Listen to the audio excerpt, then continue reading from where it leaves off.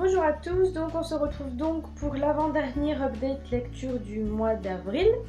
Donc j'ai 6 lectures à vous présenter étant donné que j'ai encore pris du retard dans mes lectures, dans mes vidéos. Mais comme j'ai 12 livres à vous présenter, j'ai préféré couper la poire en deux pour éviter que la dernière vidéo soit un peu trop longue. Donc on va commencer tout de suite. Donc j'ai poursuivi ce mois d'avril avec Cette fille, c'était mon frère de Julie Anne Peters aux éditions Milan. Une lecture que j'ai tout simplement adorée. Donc ici, nous sommes du point de vue de Regan, la sœur de Liam, qui garde en elle le secret de Liam, qui donc se sent femme alors qu'il a un corps d'homme.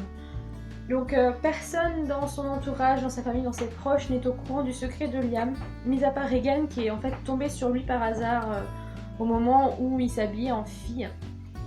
Et du coup, depuis ces quelques années, elle garde le secret, mais on se rend compte au fil du roman que c'est un secret très très lourd à porter, qu'elle a vraiment du mal à s'y faire, et surtout que du coup, elle se sent un petit peu lésée et dans l'ombre de son frère qui, par contre, quand il est en garçon au lycée, il est très bien vu, il est beau gosse, toutes les filles veulent s'approcher de lui, il est charismatique, intelligent, tout le contraire de sa sœur en fait qui est assez mise de côté, qui n'a pas forcément d'amis. Et du coup on suit le parcours des deux personnages et ce que j'ai vraiment aimé c'est vraiment qu'on était du point de vue de Regan, donc du point de vue de la sœur qui doit cacher le secret de son frère et non pas le contraire. Je pense que ça aurait enlevé un gros plus d'être du point de vue du frère qui ne se sent pas du tout dans son bon corps, qui ne se sent pas du tout à l'aise avec son corps d'homme. Et du coup j'ai trouvé cette idée vraiment très bonne parce qu'on voit le mal-être et le malaise de Regan qui elle veut vivre sa vie d'adolescente sans avoir ce fameux secret en elle. Elle voudrait le partager, elle voudrait aussi que Liam s'ouvre un petit peu plus. Et la relation qu'il y a entre les deux en fait, ils sont d'un amour fraternel vraiment très fort, mais en même temps qui leur pollue la vie parce que du coup ils ne peuvent rien dire. Liam veut vraiment être une femme, mais il ne sait pas comment le dire à ses parents qui sont assez cartésiens et qui ne voient pas du tout le changement de leur fils. Donc pour eux c'est un garçon, donc il doit faire du football, il doit faire des sports de garçon, il doit se muscler. Enfin voilà, le stéréotype de l'adolescent, enfin du jeune adulte garçon. Et il ne voit pas du tout que lui, c'est pas du tout ça qu'il veut en fait. Lui, il veut être une fille. Donc du coup, quand il est tout seul ou avec sa sœur, il se change en Luna, une jeune fille qui a beaucoup d'assurance, qui croit en elle et qui se sent vraiment très bien dans son corps. Donc c'est vraiment un roman sur la transsexualité que j'ai vraiment apprécié et que je vous conseille parce que c'est vraiment une très très bonne lecture. Ensuite, j'ai poursuivi avec Dentelle et ruban d'argent, le tome 1, Jeu du sort de America Grace aux éditions Plume Blanche.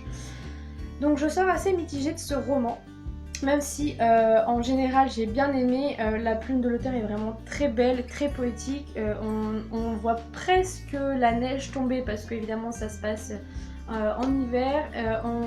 On entend tous les bruits qu'elle décrit. Enfin, la plume est vraiment magnifique et rien que pour ça je vous conseille le livre.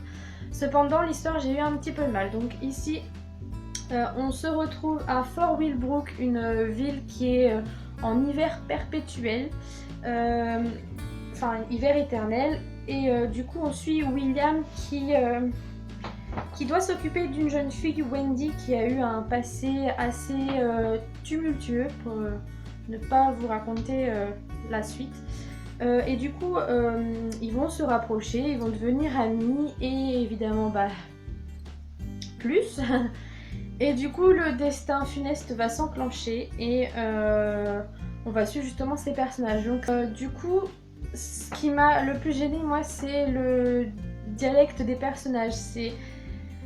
C'est pas non plus poussé comme on peut voir dans certains livres contemporains. Le souci c'est que moi ce que j'ai eu du mal c'est que le frère et la sœur se vouvoient. C'est quelque chose, j'ai un petit peu du mal avec ça j'avoue. Du coup ça m'a un petit peu dérangée au début, mais c'est vrai qu'après on finit par s'y habituer et on finit par vraiment apprécier l'histoire grâce à la plume de l'auteur qui est vraiment magnifique, très douce, très poétique, très imagée parce que du coup on imagine très bien ce qu'elle essaie de nous décrire, les lieux, les personnages. les actions qui s'y passent. Voilà, comme je vous disais tout à l'heure, on a l'impression de voir la neige tomber et c'est vraiment très agréable quand on le lit justement parce que voilà, c'est vraiment très imagé. Et en plus c'est un tout petit roman, il n'est pas du tout long, il fait à peine 200 pages, 194 pages, donc ça se lit très vite. La couverture est assez sympa.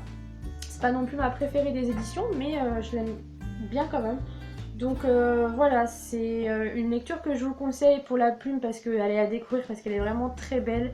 Et voilà, même si j'ai pas totalement accroché à l'histoire, j'ai quand même apprécié ce voyage à Fort Willbrook. Et voilà, tout simplement, c'était une bonne lecture, mais un petit peu mitigée quand même.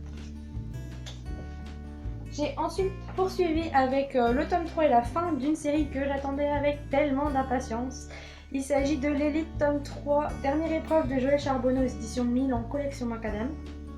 Donc ici nous retrouvons Sia, une jeune fille qui a découvert les dessous du test qu'ils ont passé dans le premier tome et dans le deuxième aussi un petit peu. Et du coup, elle décide de révéler tout cela à travers un test qu'elle aura créé elle-même et qui normalement devrait faire tomber le gouvernement et mettre à jour, mettre en vérité le vrai fondement du test que tout le monde, que personne ne connaît parce que, enfin, étant donné qu'à la fin de chaque test, les gens ont la mémoire, enfin, ils leur font oublier tout ce qu'ils ont vécu en fait. Donc du coup, ils ne se rappellent absolument pas de ce qu'ils ont vécu lors de ces tests, sauf Sia qui évidemment s'en souvient et décide de faire tomber le masque de ce fameux test et du gouvernement qui en fait n'est pas du tout ce que les autres en pensent. Alors que dire de ce roman, mis à part que il est au-delà de mes espérances. J'ai totalement dévoré ce roman, je l'ai lu en une après-midi. On n'a pas le temps de souffler, Sia a vraiment beaucoup d'assurance, elle est sûre d'elle et elle va au bout des choses même si elle se rend compte que parfois elle peut faire des erreurs qui peuvent avoir certaines conséquences. Mais ça n'empêche que voilà, elle va au bout des choses, elle ne se laisse pas démonter, elle est très forte et c'est vraiment ce trait de caractère que j'ai adoré parce que voilà, on suit une fille très forte qui est prête à tout pour dévoiler la vérité et c'est vraiment très très bien mené. En plus j'aime beaucoup la relation entre elle et Thomas, donc son amoureux qui même si on a douté de lui dans les premiers tomes, ici on voit la relation qu'il y a entre eux qui est vraiment très belle et lui il est prêt à la suivre dans tout ce qu'elle fait. Et voilà, au moins elle a un pilier sur qui tenir dans ce roman et c'est vraiment très agréable. Donc c'est vraiment une série que je vous conseille. Les 3 tomes sont sortis, donc surtout voilà, si jamais vous n'avez pas encore commencé, n'hésitez pas parce que c'était vraiment un très bon dernier tome de série et je ne regrette absolument pas de l'avoir lu. Ensuite, j'ai poursuivi avec un roman numérique, donc de l'autre côté du mur, de Agnès Marot aux éditions du Chat Noir.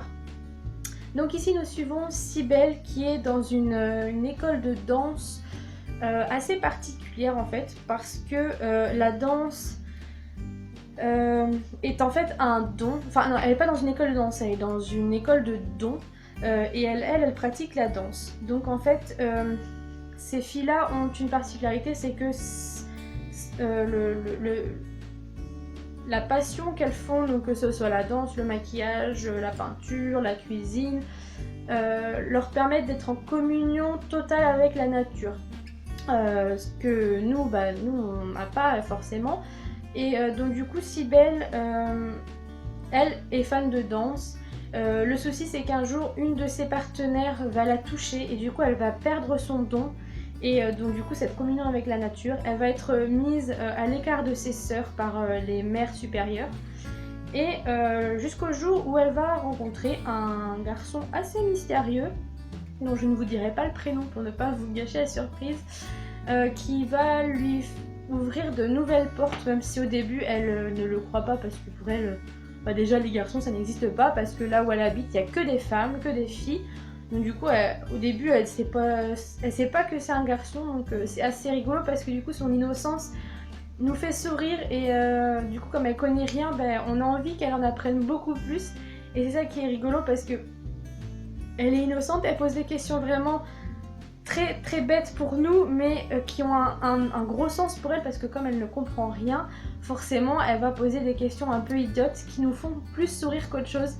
Et du coup c'est ça que j'ai apprécié. En plus la plume de l'auteur évidemment que j'ai connue avec IRL est toujours aussi prenante. En plus là on sent qu'elle a pris énormément de passion à écrire sur la danse, et j'ai ressenti toutes les sensations qu'a ressenties Cybèle, et franchement c'est passé très proche du coup de cœur. J'ai vraiment adoré cette lecture et voilà, je peux que vous la conseiller.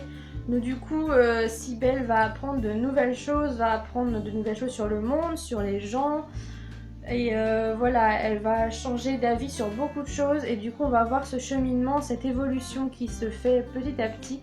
Et c'est vraiment une lecture que je vous conseille parce que j'ai vraiment adoré. Donc ensuite, 5e lecture, j'ai poursuivi avec Smoke of Germania de Marianne Stern dans l'édition du Chat Noir. Une couverture magnifique, hein, comme voilà. Donc ici nous sommes au début des années 1900, capitale du Reich, donc Germania. Et nous suivons les aventures de Victoria, une jeune femme qui voit son père, donc le caisseur Willem, qui se préoccupe davantage de sa cité que de ses proches ou de sa vie privée, et qui se fait agresser lors d'une soirée mondaine. Et du coup elle doit s'enfuir pour éviter d'être tuée, parce que du coup c'était une tentative d'assassinat donc qui est tombée à l'eau. Et elle se retrouve avec deux personnages assez atypiques qui m'ont énormément plu. Et du coup elle essaye de fuir tout en comprenant pourquoi on a essayé d'attenter à sa vie. Et évidemment dans les bas-fonds de Germania et dans les airs, elle va apprendre énormément de choses qu'elle ne savait pas, étant donné que son père la retenait enfermée dans sa chambre. Elle n'avait pas le droit de sortir, enfin dans son palais plutôt, elle n'avait pas le droit de sortir, elle n'avait pas le droit de voir du monde. Et donc du coup elle ne savait pas vraiment ce qui se passait dans le monde réel, on va dire, parce que du coup comme elle était enfermée, elle n'avait aucune nouvelle de personne, et donc elle va apprendre à vivre dans ce nouveau monde qu'elle ne connaît pas forcément. Et certaines vérités peuvent aussi faire très mal, et c'est ce qu'elle va découvrir à ses dépens dans ce roman. Donc alors j'ai beaucoup aimé l'histoire, l'intrigue m'a beaucoup intéressée, même s'il y a certains moments où j'ai eu vraiment du mal à m'attacher, à accrocher à l'univers, parce qu'il y avait tellement d'informations que j'avais du mal à comprendre les choses. Le début du roman est assez compliqué parce que l'auteur met en place son univers, donc le temps de s'immerger totalement dans le roman, c'est parfois assez compliqué. Mais en général j'ai beaucoup aimé l'histoire, parce que du coup l'auteur prend vraiment le temps d'inventer une psychologie aux personnages. Ils ont chacun leur propre caractère, et c'est ça qui fait leur force, parce que du coup ils se complètent beaucoup mieux, même s'ils sont totalement différents.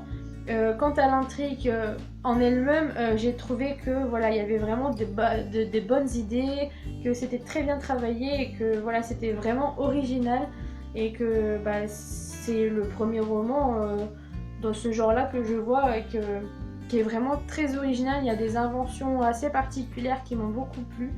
Et voilà, j'ai passé un très bon moment, même si à certains moments je me sentais un petit peu perdue dans cet univers assez complexe et complet malgré tout. Donc voilà, c'est quand même une lecture que je vous conseille. En plus la couverture, on est d'accord, elle est magnifique.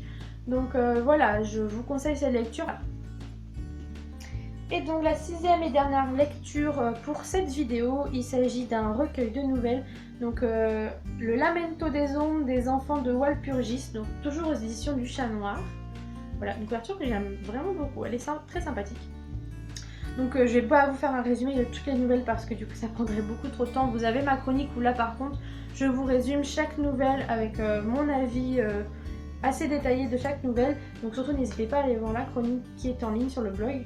Mais en résumé, j'ai beaucoup aimé ce recueil de nouvelles. Moi qui ne suis pas très nouvelle, vous commencez à me connaître et vous savez que moi une nouvelle c'était pas tout à fait ça. Mais malgré tout, il y a certaines nouvelles qui m'ont beaucoup plu, d'autres un petit peu moins, qui étaient un peu trop rapides. Il y en avait une d'ailleurs qui fait 5 pages et j'ai pas réussi à accrocher forcément, parce que voilà, c'est trop court pour moi. Mais franchement, je ressors de cette lecture très contente, parce que j'ai vraiment apprécié ma lecture. Les plumes des auteurs sont toutes différentes, mais les histoires sont toutes intéressantes. Et c'est vrai que pour certaines, j'aurais plus vu ça en roman, voilà, tout simplement, parce qu'il y a vraiment des intrigues qui sont très intéressantes, des histoires qui auraient mérité d'être un peu plus exploitées avec un peu plus de pages. Mais voilà, c'est vraiment une lecture que j'ai vraiment aimée et que voilà, je vous conseille de découvrir quand vous en aurez l'occasion. Et voilà, c'est déjà la fin de cette vidéo. Moi, je vais poursuivre le tournage des autres vidéos, des autres lectures. Donc, je vous fais plein de gros bisous et je vous dis à très vite pour une nouvelle vidéo. Bye!